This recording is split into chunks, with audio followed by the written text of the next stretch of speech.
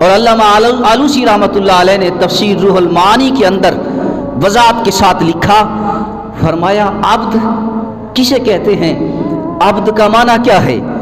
تفسیر روح المعانی والے نے لکھا، فرمایا کہ عبد کا معنی ہے عاجزی کا اظہار۔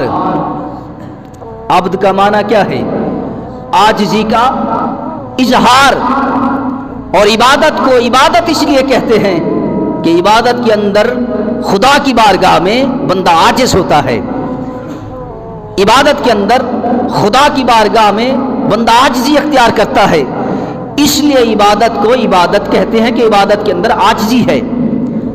اور عبادت کا مستحق وہی ہو سکتا ہے جو سب سے بڑا مہربان ہو، جو سب سے زیادہ رحم کرنے والا ہو۔ سب سے بڑا مہربان اور سب سے زیادہ رحم کرنے والا صرف اور صرف خدا کی ذات ہے، صرف اور صرف خدا کی ذات ہے۔ اور بندے کی جو جمع ہے وہ عبید ہے، عبد کی جمع عبید ہے۔ وما انا بظلام للعبید، قرآن کے اندر ہے، عبد کی جمع عبید۔ عبد کا معنی کیا ہے؟ عبد کا معنی عابد ہے، عبادت کرنے والا۔ اس لحاظ سے اس کی جمع ہوگی عباد۔